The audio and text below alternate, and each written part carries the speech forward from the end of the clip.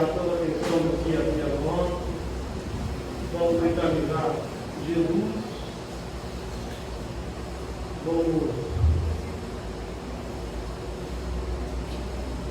agradecer a Deus novamente por estarmos aqui nessa casa bendita, essa casa de oração, a mais aumentada da nossa vida.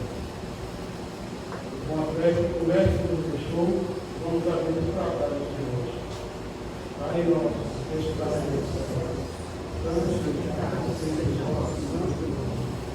Venha a nós o vosso reino, seja feita a vossa vontade, assim na terra como no céu. O pão nosso de cada dia nos dai hoje, Senhor. Perdoai as nossas dívidas, assim como perdoamos os nossos devedores. E não nos deixeis cair em tentação, mas livrai-nos de todo mal. O Senhor é o reino, o poder e a glória para sempre. Que assim seja. Bom, meus amigos, hoje quem vai estar conosco aqui é o senhor Adilson Ferreira, ele é de São Paulo, da Sociedade Fraterna de Estudos Espíritas. Por favor, Adilson. Boa noite a todos.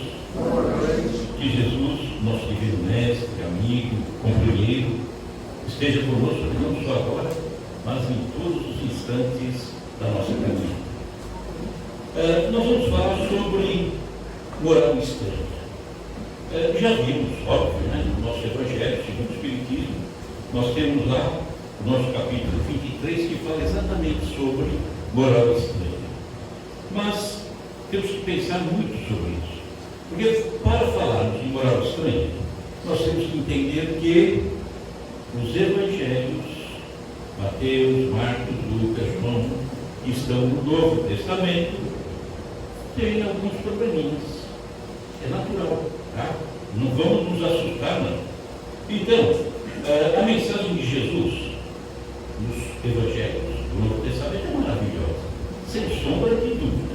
Não estamos aqui querendo colocar, olha, não é boa, não pode ler, não convém. Ao contrário, ao contrário. Aquilo que está nos 4 Evangelhos é simplesmente maravilhoso, que valou durante 21 séculos a mensagem de Jesus, a mensagem de amor, de humildade, de perdão, pureza do coração, amando os inimigos. Então isso é maravilhoso, né? Nós temos que ler assim, nós temos que buscar, conhecer. Mas estamos falando aqui, algumas coisinhas ficaram um pouquinho a desejar, natural, né? O próprio Mestre, Jesus, já havia alertado há 20 séculos atrás. Irei ao Pai, pedirei ao Pai que mande o Consolador prometido para corrigir, para ajustar, porque seria natural o homem se perder um pouquinho, cometer alguns equívocos e depois viria o Consolador e arrumaria. Qual é o Consolador? Doutrina Espírita. Mas vamos comentar isso. Então, de forma nenhuma, o que foi feito, esses pequenos desvios que aconteceram, invalidaram a mensagem de Jesus. Esses equívocos foram feitos por maldade pela humanidade ou pela igreja? Não vejo assim. Não foi por maldade, foi por desconhecimento. A Bíblia foi escrita por orientais. Nós aqui do lado do Ocidente, nós somos mais objetivos e os orientais são mais folclóricos, né? Tem as metáforas, tudo aquilo que, enfim, é natural que a Bíblia tivesse essa colocaçãozinha do oriental, né? As alegorias, as metáforas. Só que nós precisamos nos preocupar quando buscamos entender o que está na Bíblia, no Novo Testamento, é olhar não a letra que mata, porque às vezes nós olhamos o que está escrito e ali nós vamos falar, puxa vida, é dessa forma então? Não, nós não devemos ir na letra que mata, nós devemos procurar o espírito que vivifica, o sentido daquilo tudo. tá? Porque senão nós corremos o risco de ficarmos observando com muito rigor uma árvore. E aí a gente vai dizer, nossa, essa árvore é feia, essa árvore é seca, e não observamos que por detrás da árvore tem uma floresta imensa, bonita, perfeita, e nos fixamos às vezes naquilo que nos parece incorreto.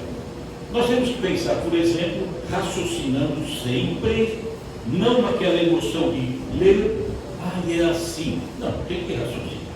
Tá? Nós vamos aqui colocar duas situações que deixam bem claro isso. Quem leu a Bíblia, o Velho Testamento, pode me afirmar em quantos dias a terra foi feita? 7 dias. 6 dias. No 7º ele descansou. Deus estava cansado. No 7º ele deu uma paradinha, tomou uma aguinha e ficou na sombra. 6 dias. Não. A ciência nos mostra que a Terra tem de 4,5 a 5 bilhões de anos. Então, o dia contado aí, né, muito bonito, narrado, né, na Gênesis, lá no Velho Testamento, bonita, mas é o oriental contando. E Deus criou em 6 dias e no 7º descansou. 6 dias, 6 eras, né, longas, tanto que a Terra tem quase 5 bilhões de anos. Se eu for ao pé da letra, eu vou falar, não, foi criada, a Terra foi feita em 6 dias. Não foi, é natural. Assim como o dilúvio bíblico, todo mundo conhece, né? O dilúvio de Noé. Ficou lá Noé, lá na sua arca, e durante 40 dias choveu ininterruptamente, dia e noite. Lembram-se disso? Toda a terra ficou coberta de água. Tá? E eles aguardaram alguns meses para que a água baixasse e ele pudesse encontrar chão seco, né? Para poder sair da água. Lembram-se disso? Aí a grande pergunta: a terra chegou a cobrir os picos mais altos, a água chegou a cobrir os picos mais altos da terra, e depois ela baixou. E aí eu pergunto, ela foi para onde? Tinha rabo a terra? Entrou pelo rabo e foi embora? Não tinha, né? Então, não poderia a terra ter sido coberta todinha por água, porque não tinha onde ir água. Nós estaríamos até hoje nadando, né?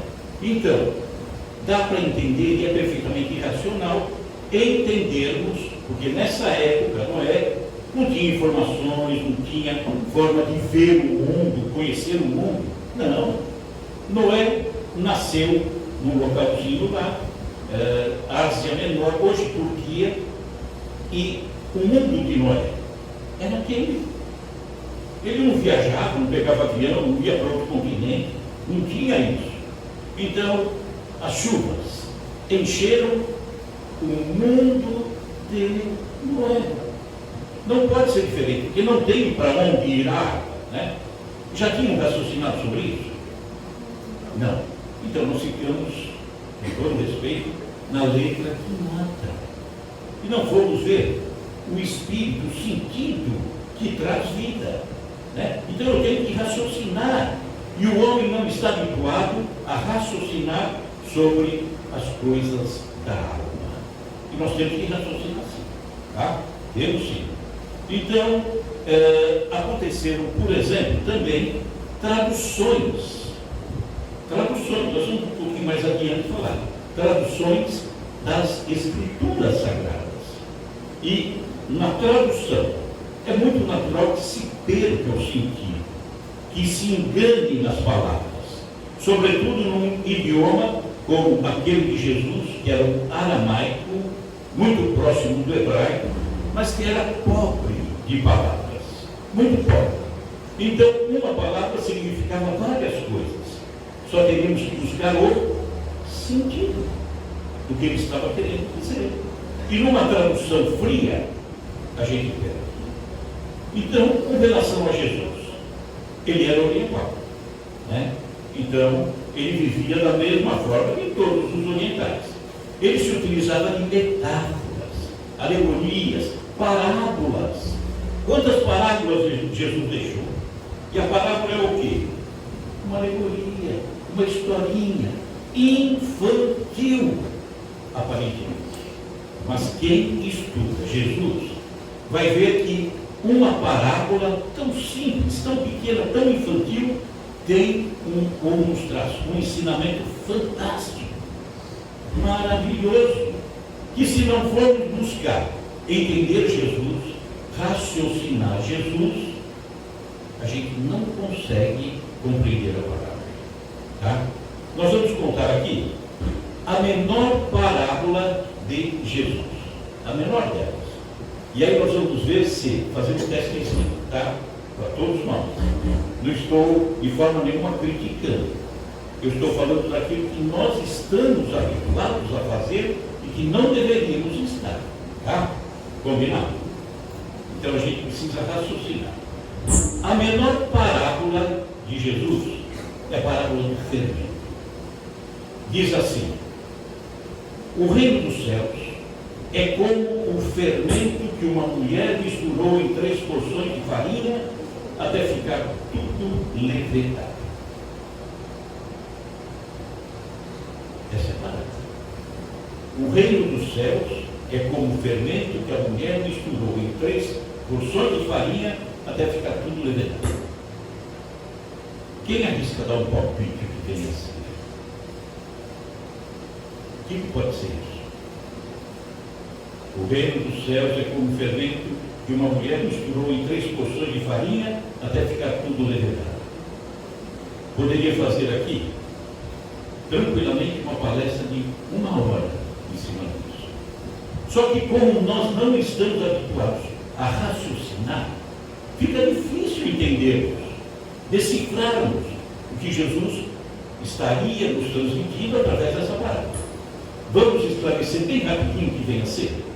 Olha como vai ficar bonito esse entendimento. Reino dos céus. Onde que é o reino dos céus? É cerca, o local com cerca elétrica, um local demarcado, com portaria.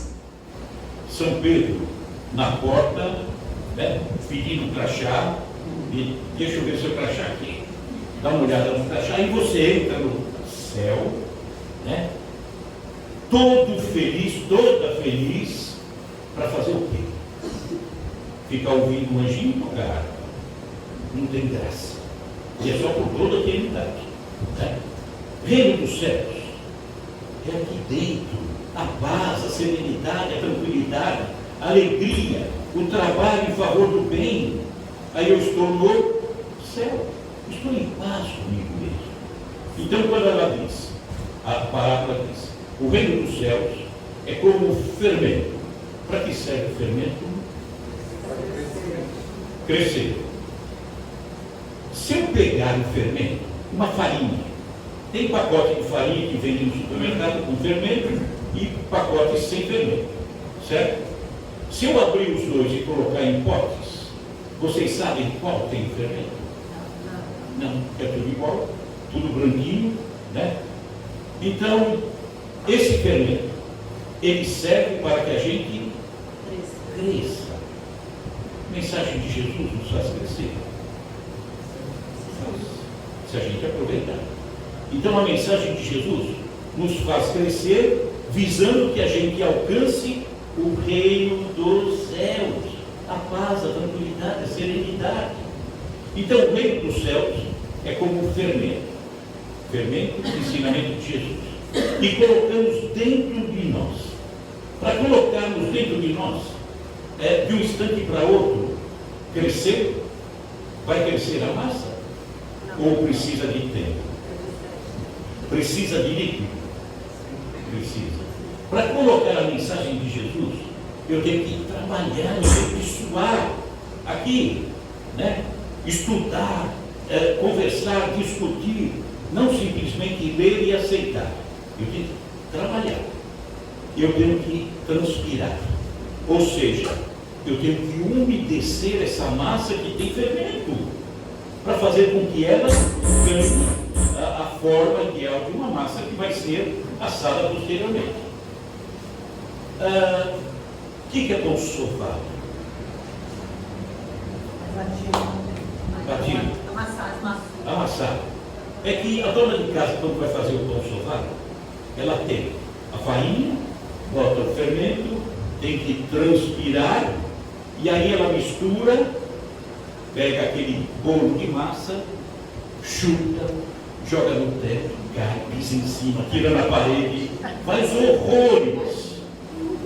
Qual é o objetivo dessa sova na massa?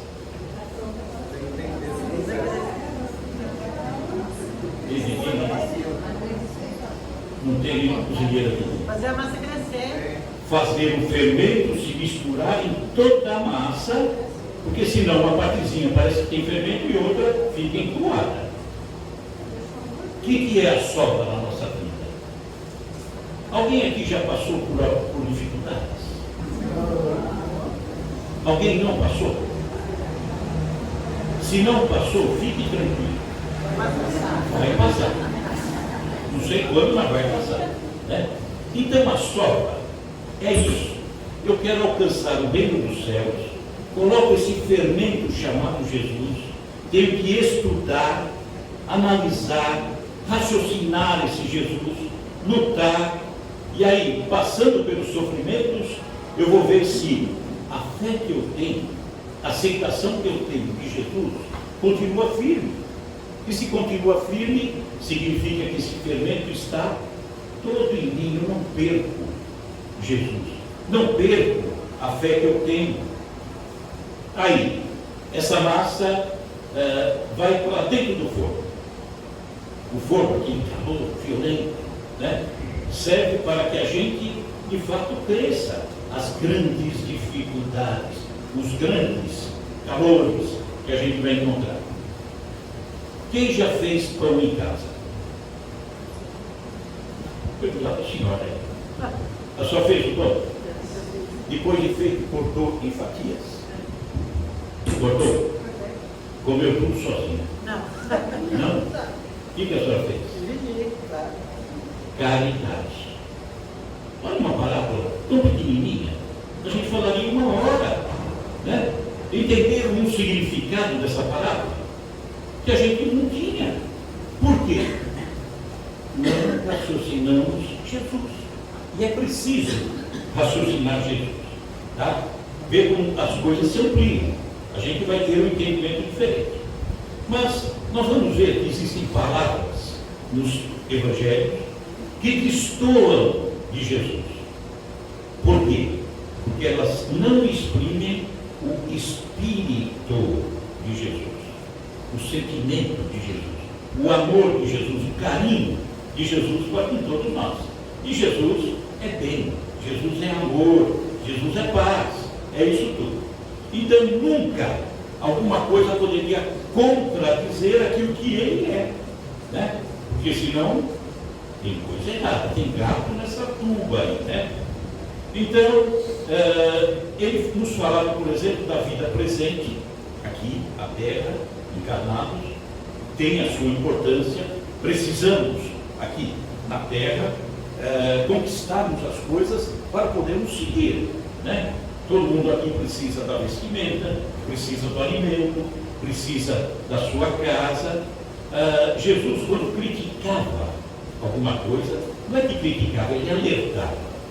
As coisas da terra, elas precisam ser buscadas por nós com equilíbrio. Por quê? Porque senão eu pego as coisas da terra, meu automóvel, meu dinheiro, minha posição social, isso e aquilo, pego essas coisas e transformo em deuses. E quem pega as coisas da terra e transforma em deuses, pega o Deus e transforma em coisa. Deu mais valor para as coisas da terra, né? Isso ele de fato nos alertou sempre. Os evangelhos, porque nós vamos falar de moral estranha. Os 4 evangelhos, Mateus, Marcos, Lucas, João, foram escritos, 3 deles, em aramaico. Mateus, Marcos e João, escrito em aramaico, que era a língua de Jesus. Era uma língua extremamente pobre, hoje praticamente já não existe. Faltava palavras para definir as coisas. Era uma tristeza, era uma pobreza. O único que escreveu, ou teria escrito em outro idioma, teria sido Lucas. Lucas era um médico grego, e que, aliás, dos 4, ele foi o único que não conheceu Jesus pessoalmente. Ele se valeu de, vamos dizer assim, interrogatórios. Ele foi interrogando as pessoas que haviam convivido com Jesus, para formar o evangelho dele. Uma das pessoas, a principal delas, Maria de Nazaré. Os outros 3 evangelhos, Mateus, Marcos e João, escritos em aramaico, foram vertidos para o grego. Aí já começa a bagunça, né? Aí já começa a confusão. Nessa tradução, nessa versão para o grego, começou a sentir falta de palavras para explicar exatamente o Espírito de Jesus, né? E não tem o Espírito de Jesus, não associando costumes dos judeus, porque Jesus era judeu, não associando costumes, cultura, tudo isso, algumas coisas se perderam. Natural esperar isso, tá? Por maldade, eu afirmo que não. Por ignorância, sim. Aí eu não tenho dúvida, tá? Se nós pararmos para analisar isso, Jesus, fica tranquilo que Jesus disse que em algum momento viria para corrigir, tá? Para ajustar. Mas vamos raciocinar sobre a mensagem que está aí. Acho que está falhando, né? Oi. A mensagem que está aí e que é pregada pelas religiões de uma forma tão amorosa, tão bonita, mas que não conseguem alcançar isso que eu vou falar, tá? Como que eu chego nisso? Usando a razão. Como que eu chego nisso? Verificando a história, tá? Vamos lá, todo mundo raciocinando, por favor. Primeiro século, segundo século, terceiro século. O primeiro século é aquele que Jesus esteve conosco, fisicamente, tá? Morreu no ano 33 do primeiro século. Esse primeiro século, segundo século e terceiro século, a doutrina do Cristo caminhou de uma forma pura, bonita, não tinha misturas. Os seguidores seguiam à risca, ou quase à risca, aquilo que Jesus havia orientado. Quarto século. Como que a Terra era no quarto século? Não tinha meios de comunicação, não tinha meios de locomoção, não tinha avião, não tinha WhatsApp, nada. As pessoas, a grande maioria, analfabeta, tá? Então, algo para acontecer, evolução, modificação, demorava demais. Não era como hoje. Hoje você dorme com um entendimento na sociedade e acorda com outro. Já mudou, muita coisa já mudou. Quarto século, não. As coisas eram difíceis. Então aí, primeiro, segundo e terceiro século, a mensagem de Jesus bonita, pura, cristalina. Mas aí nós vamos entrar no quarto século. Aí a coisa pegou. Por quê? Quem dominava aquela região toda era o Império Romano. O Império Romano era pagão, adorava vários deuses, não dava bola nenhuma para o nosso Deus. E, obviamente, Jesus não significava nada, rigorosamente nada. Mas, quarto século, início do quarto século, o Império Romano estava em decadência, né? Gastaram muito dinheiro, não conseguiram manter o exército deles, estava em declínio, e eles viam os cristãos, que perseguiam, né? Matavam, lembram-se disso. Então perseguiam os cristãos, mas os cristãos eram diferentes. Eles matavam um, parece que aparecia 10. E aí, como é que fica? Esse cristianismo crescendo e o Império Romano afundando. Imaginaram o quê? Muito provavelmente, daqui a pouco eles vão superar. E tem um ditado que diz: quando o teu inimigo começa a ficar maior que você, una-se a ele, porque senão ele te morre. Talvez tenham pensado nisso, né? Pois esses cristãos, cada vez mais numerosos, e a gente aqui afundando. Roma, como eu disse, pagã, estava assustada. Mas façam esse cálculo. No ano 303, século IV, 303, o imperador romano, de nome Diocleciano, ele dá início a uma perseguição violenta contra os cristãos. 303. Matou milhares de cristãos. Mandou queimar todas as escrituras, cópias que tinham, porque não tinha livro. A imprensa vem só nos anos 1400. Mandou queimar tudo, matar milhares de cristãos. Ano 303. Esse trabalho de matar cristãos deve ter demorado uns bons anos, porque tinha que ter a locomoção, localizar, matar, queimar, e as coisas não eram rápidas. Ano 313, 10 anos após. O que mudou em Roma? Nada. Roma leva para dentro de si, Constantino, o novo imperador, leva para dentro de si o cristianismo. Olha que interessante. Só 10 anos depois, ainda estavam com certeza matando cristãos fora de Roma. Mas Constantino leva para dentro de Roma o cristianismo, que passa a conviver com o paganismo. E aí, cristianismo e paganismo convivendo, a gente já pode imaginar que coisas aconteceram dentro da mensagem. Por quê? Porque era uma convivência. Dentro de um lar tinha o marido que continuava pagão. A mulher se converteu para o cristianismo. No paganismo existia, por exemplo, o inferno, a punição eterna. No cristianismo de Jesus, no original não havia. Não tinha punição eterna. Não tinha inferno. Jesus deixou para nós parábolas de uma maneira tão clara. Uma mulher que tem 10 dracmas, dracma era uma moeda da época, que perde uma dracma. O que ela faz? Pega a vassoura, varre a casa inteira até encontrar a dracma perdida. E achada a dracma, ela chama as vizinhas e faz uma grande festa. Jesus deixa outra parábola. Um pastor tinha 100 ovelhas. Uma delas se descarga. Ele pega as 99, tranca no aprisco, guardadinho, e vai em busca da ovelha perdida. Até encontrar. Esse até nos traz a ideia de que ele vai achar. Não é se encontrar, até encontrar.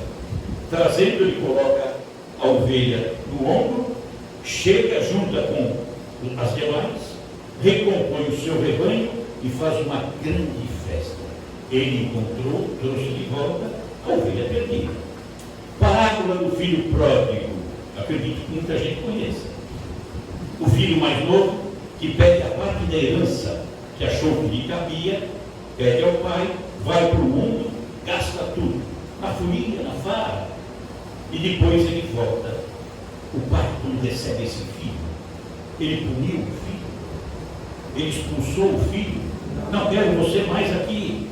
Não, ele traz o filho para dentro de casa e faz uma grande festa. Era Jesus dizendo que o pai não perderia um único de seus filhos. Não faz o menor sentido, de jeito nenhum. Mas na convivência em Roma, cristianismo com paganismo, acabou sobrando para dentro do cristianismo o inferno, o demônio, a punição eterna. Tiraram do contexto reencarnação, que fazia parte do contexto. Mexeram, acabaram mexendo nessa associação entre paganismo e cristianismo. Natural que fosse acontecer. Então, viram que de 303, aquela grande perseguição, mortandade, queimando as escrituras, tudo, 10 anos depois, traz para dentro de si Roma, o cristianismo, que passa a conviver com o paganismo. Eles conheciam Jesus em tão pouco tempo? Não, de forma nenhuma, né? 12 anos depois, de 313 até 325, que é nada, para aquela época é nada, e para quem não conhecia o cristianismo, também não teve chance de se aprofundar. No ano 325 acontece um concílio. Concílio é a reunião dos religiosos da igreja romana. Iam definir o quê? Quem era Jesus. O que eles conheciam de Jesus? Além de nada, eles conheciam mais alguma coisa? Não. Só que definiram que Jesus era Deus. Jesus é Deus? Não. Né? Tem um episódio do jovem rico, que Jesus conversa com esse jovem rico. Nós vamos abordar um pouquinho para frente, se der tempo. E ele chega a Jesus e diz: meu bom homem. É o jovem falando para Jesus. Por que me chamais de bom? Falou Jesus. Bom, só Deus. Ele estava dizendo: olha, eu não sou Deus, né? Bom, só Deus. Então, ano 325, eles declaram, dentro daquilo que eles imaginavam conhecer, que Jesus era Deus. Ainda nesse século, ano 383, ou seja, 70 anos após a entrada do cristianismo convivendo com o paganismo, é decretado que o cristianismo é a religião oficial de Roma.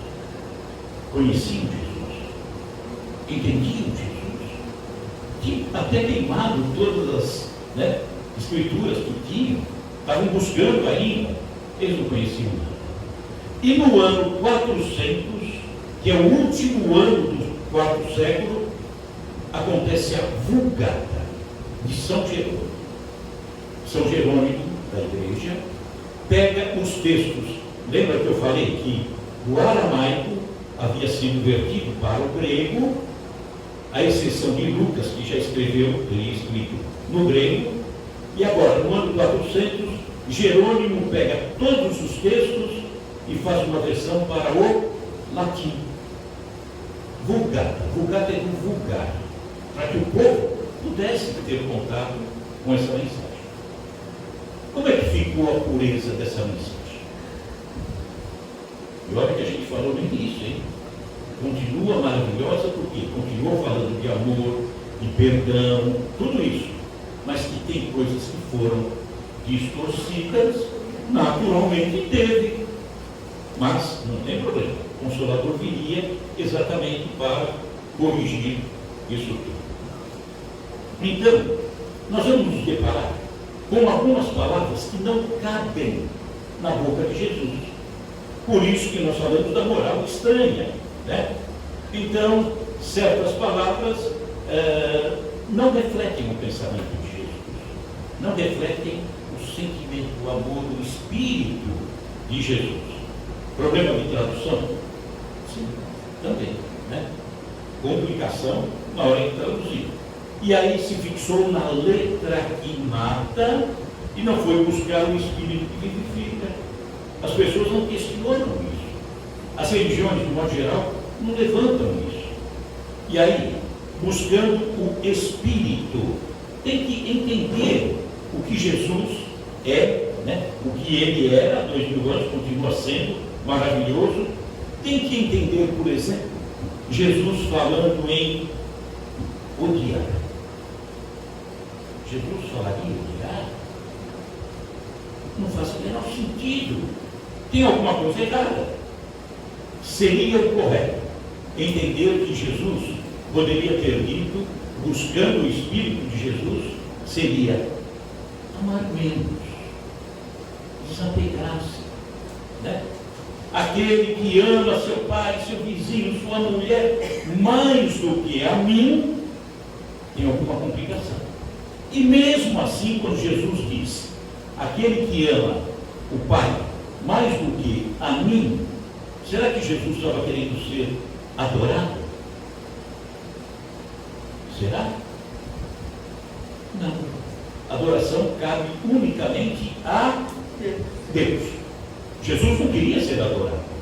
Então, quando Jesus diz, aquele que ama mais a mãe, o pai, o filho, do que ao meu ensinamento, colocando ele na condição da mensagem que ele trouxe. Eu sou o caminho, a verdade e a vida. Ele não fala, eu sou Jesus. Não, eu sou o caminho, a verdade e a vida. Então, aquele que está muito preso às coisas, mesmo que seja família, e ignora a mensagem do alto, que nos conduz à verdadeira vida, está equivocado. Dá para amar a família e a mensagem de Jesus? Óbvio que dá. Eu amo meu pai que já partiu, minha mãe que já partiu, minha esposa, meus filhos, amo. Mas amo a mensagem de Jesus e busco entender cada vez mais. Né? Diz que o amor não ocupa espaço. Então dá para colocar todos os amores da vida dentro do coração. Outra coisa que Jesus disse, está escrito, ele não disse, vim trazer a discórdia. Será que Jesus veio trazer a briga? Óbvio que não. Não faz o menor sentido. Ele veio trazer a paz, né? O amor, o perdão. Então, por que está escrito que ele veio trazer a discórdia? Falta de entender o Espírito de Jesus. Jesus nos trouxe, há 2000 anos, uma mensagem tão linda, né? Mensagem de amor, para a gente crescer, aprender a perdoar, e de repente, dentro de uma casa, século XXI, hein? Século XXI. Eu não vou fazer uma pergunta, depois eu vou explicar qual, não vou fazer. Mas Jesus vem e deixa essa mensagem.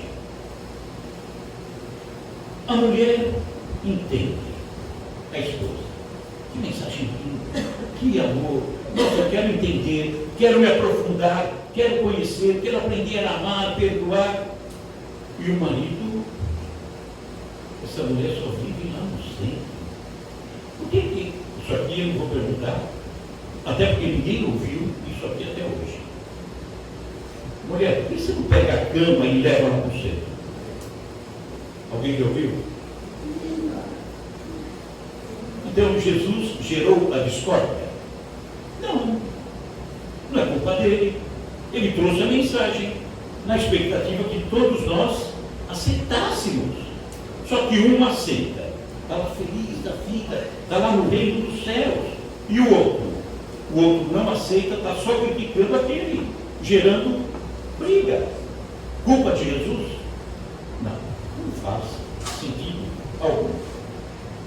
Então, falando da moral estranha, eu vou ler aqui alguns trechos dos evangelhos, Mateus, Marcos, Lucas, João, para ver se a tradução foi bem feita.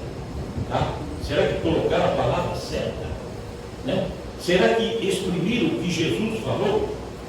Nós vamos ver que não. Lucas, capítulo 14, diz assim: se alguém vem a mim, agora imagine, feche os olhos e tem que ver Jesus falando isso. Se alguém vem a mim e não odeia seu pai e a sua mãe, eu não consigo ver. Ele nunca falaria isso. Não odeia seu pai e sua mãe, a sua mulher, seus filhos, seus irmãos, a sua própria vida, não pode ser meu discípulo. Jesus falaria. Não. Só que em outro evangelho, Evangelho de Mateus, a mesma passagem, deram uma aliviada na tradução. Ficou assim: aquele que ama seu pai e a sua mãe mais do que a mim, já não falou em odiar, falou amar menos. E esse a mim, amar a mim, Jesus, não é ele, a figura maravilhosa dele, é o ensinamento dele. Quando falamos na necessidade de raciocinarmos Jesus, de compreendermos o Espírito de Jesus, avaliarmos tudo em consonância com esse Espírito maravilhoso, nós vamos entender as coisas de uma forma bonita. Mas quando não raciocinamos dessa forma, nós nos perdemos. Nos perdemos. Aí, olha, ele disse assim, antes, quem ama essa sua vida? Ninguém ama. Quem ama a sua vida aqui? Todo mundo. E está todo mundo errado, porque Jesus falou que é para odiar. Odiar. Na tradução feita, né? Diz assim: quem ama a sua própria vida, perdê-la-á. E quem nesse mundo odeia a sua vida, guarda-la para a vida eterna. Não tem nada a ver. Não tem nada a ver. Ele nunca poderia dizer. Então, aqui ele se reportava ao apego. A pessoa está fixada às coisas da vida. Aquela pessoa que ama essa vida com os interesses dessa vida, com os sonhos dessa vida. Aquele que ama essa vida porque tem muito dinheiro, ele ama, vai perder essa vida. Ou seja, passou por essa vida sem tirar proveito. Então deveria ser o inverso. E aquele que não ama essa vida por esses aspectos, dinheiro, vício, prazeres, ele não ama essa vida em razão disso. Ama, tenho certeza que todos aqui amam a sua vida pela oportunidade do crescimento, da evolução, do convívio com a família, do bom convívio com os amigos. Aí vocês amam essa vida. Por quê? Porque, entre aspas, vocês odeiam as coisas que essa vida oferece e que não são boas. O vício, o prazer, aí jogaram de lado. Jesus falava, portanto, de apego e desapego. Mas ficou estranho. Moral estranha. Dá para alguém ler e falar: Jesus falou que é para odiar essa vida. É estranho, não pode. Negando a própria família. Jesus negando a própria família.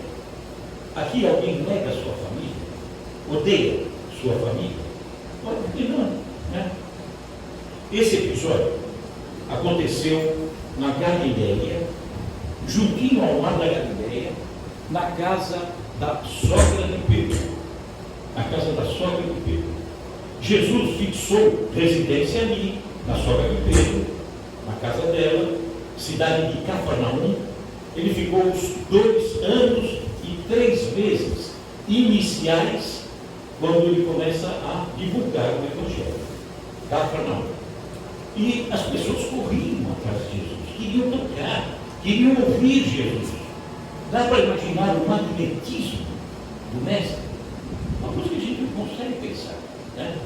E ali ele estava reunido com os discípulos e um número grande de pessoas que costumavam acompanhar. Estava dentro da casa da sogra de Pedro. E ali dentro, todo mundo lotando dentro, fora da casa, vem alguém e diz assim: Jesus, aí fora está a sua mãe e seus irmãos. E Jesus diz: quem são minha mãe e meus irmãos? Minha mãe e meus irmãos são todos aqueles que seguem ao Pai, que buscam entender o Pai. Esses todos são minha mãe e meu irmão. Será que ele negou a mãe e os irmãos? Será? Até uma questão de entonação, tá? A forma como ele falou. Se ele tivesse dito, alguém vem e diz, tua mãe e teus irmãos não é fora. Se ele tivesse dito assim,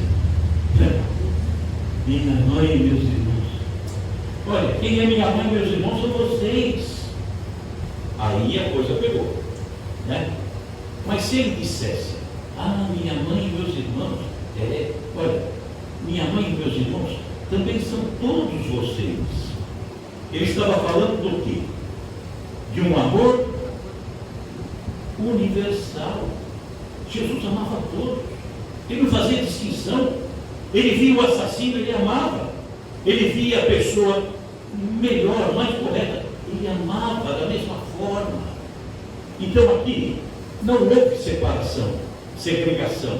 Minha mãe e meus irmãos não deixam de nada.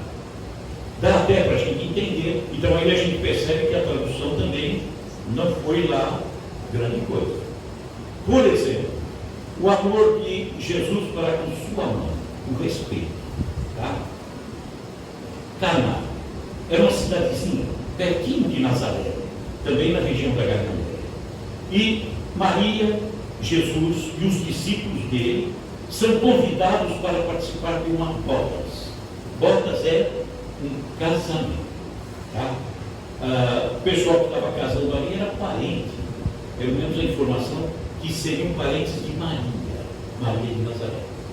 Então, um casamento judeu demorava naquela época 7, 8 dias, era regado a vinho, não poderia faltar vinho nunca. Se faltasse vinho, era uma afronta para com os convidados, não poderia faltar vinho. E aí, eram 7 dias, hoje já não é mais, porque alugaram um buffet, um salão por 7 dias, não tem quem alugue, né? Então, nessa festa, diz que, de repente, Maria chega até Jesus e diz assim, Jesus, acabou o vinho. Teve que falar baixo porque os convidados iam ficar horrorizados. Né? Jesus, acabou o vinho. Jesus responde, mulher, é uma forma normal de se comunicar, não diminuía não. Mulher, e eu com isso? Jesus, voltou Maria, acabou o vinho. Mulher, ainda não chegou minha hora, a hora de fazer as manifestações, os milagres. Ela se vira para o pessoal do buffet, né? E diz, olha pessoal, tudo que ele mandar vocês façam. Virou e foi lá, né? Maria, mais ou menos essa passagem é como se Maria tivesse dito assim, Jesus, acabou o vinho. Mulher, e eu com isso? Jesus, acabou o vinho. Mulher, ainda não é minha hora. E daí? Eu sou a tua mãe. Virou as costas e foi embora. O que ele fez? Tragam as talhas, botem água e transformou em vinho. Amava a mãe? Respeitava a mãe? Como? Né? Porque além daquele amor maravilhoso, ele associava um dever. Porque Maria estava ali, é a mãe, ela que trouxe fisicamente Jesus ao mundo.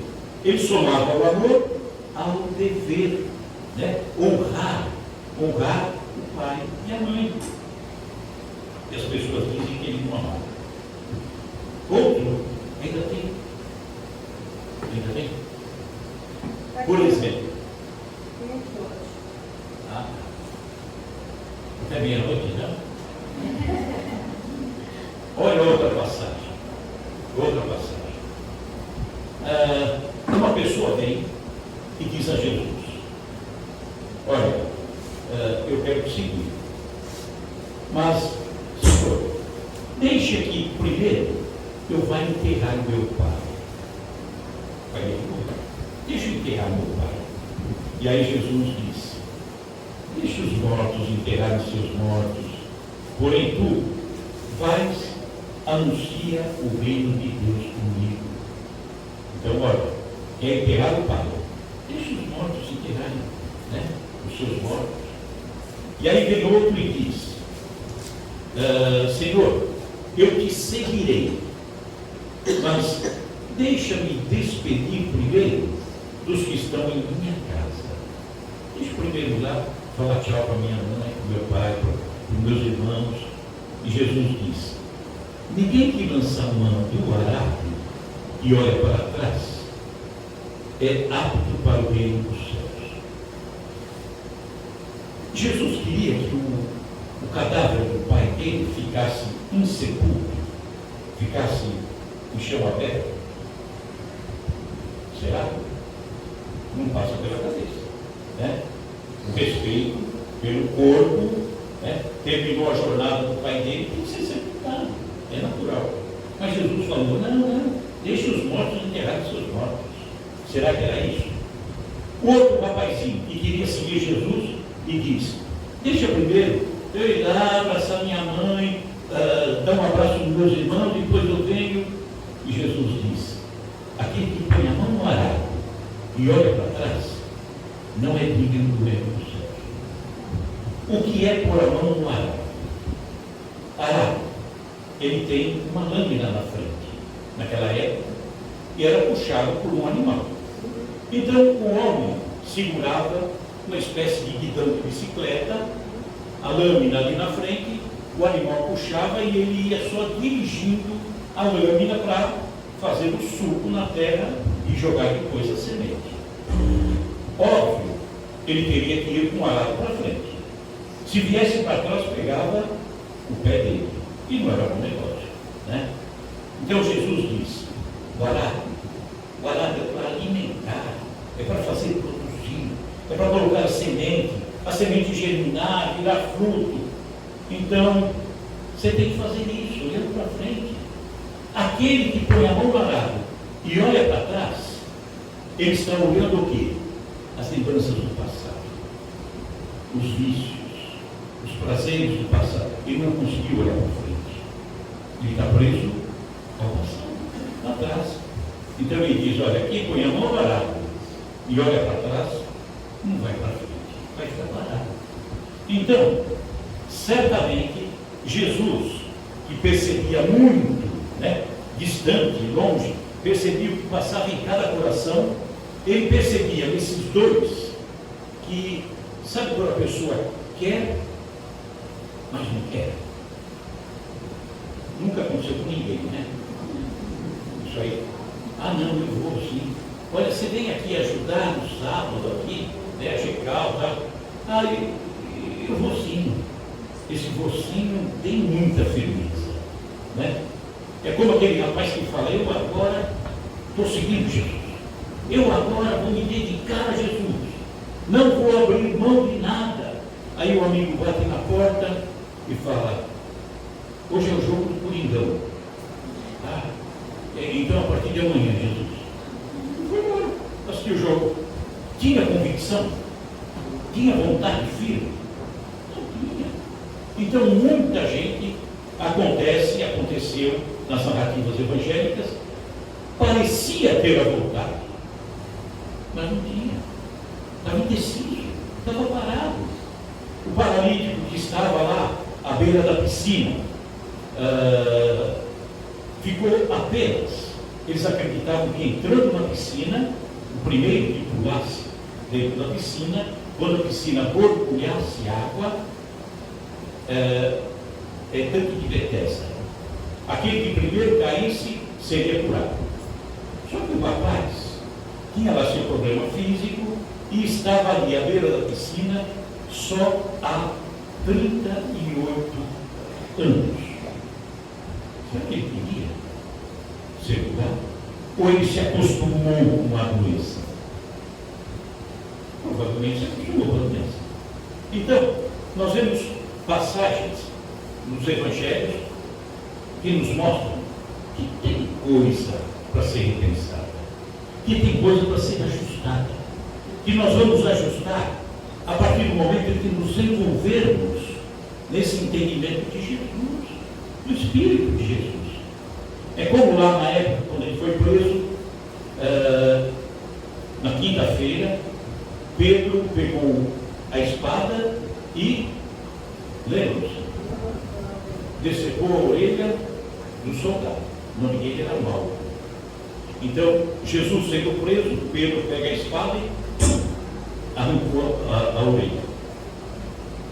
Os discípulos andavam armados.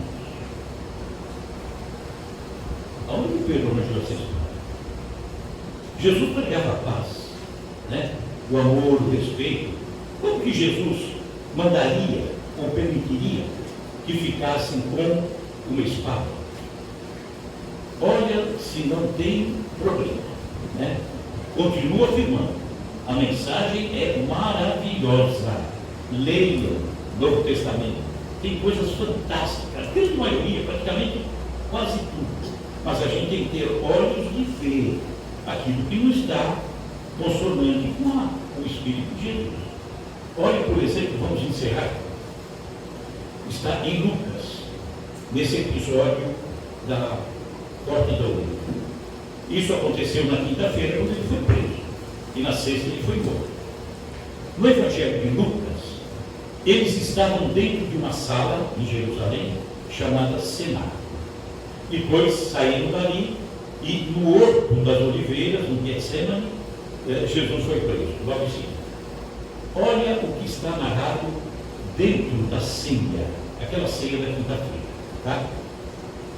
Mas diz, isso está em Lucas, quem tiver curiosidade, Lucas capítulo 22, tá?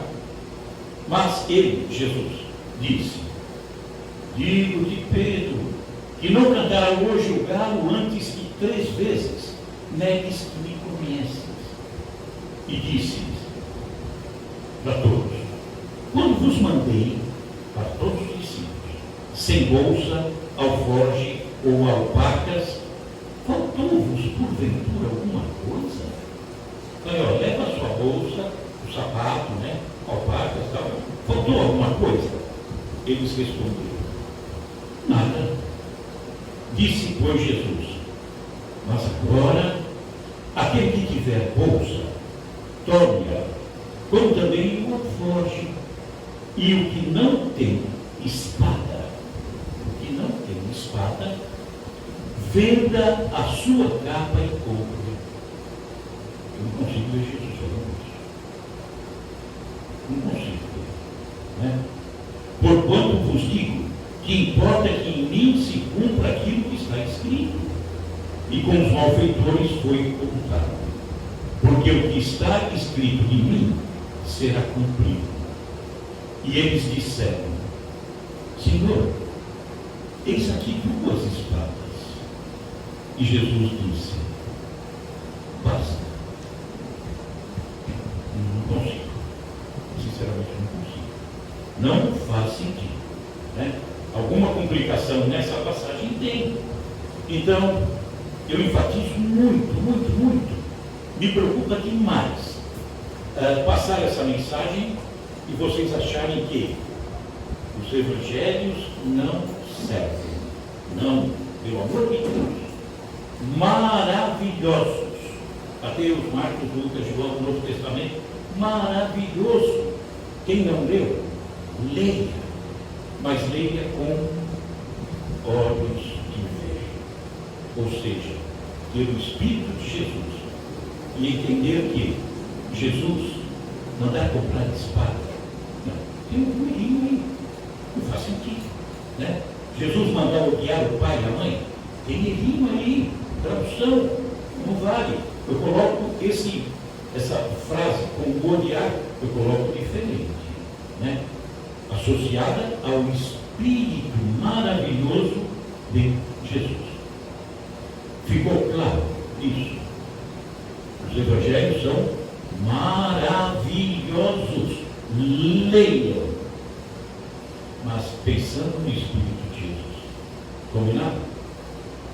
Obrigado, pessoal.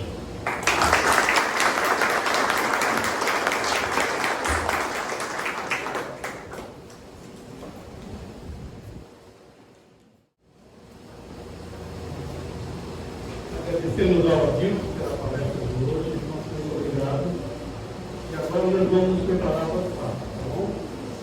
Vamos mentalizarmos Jesus, acalmar os nossos corações, para agradecer por mais essa noite aqui no nosso Deus Espírito. Com a prece de Maria, vamos terminar os trabalhos de hoje. Ave Maria, cheia de graça.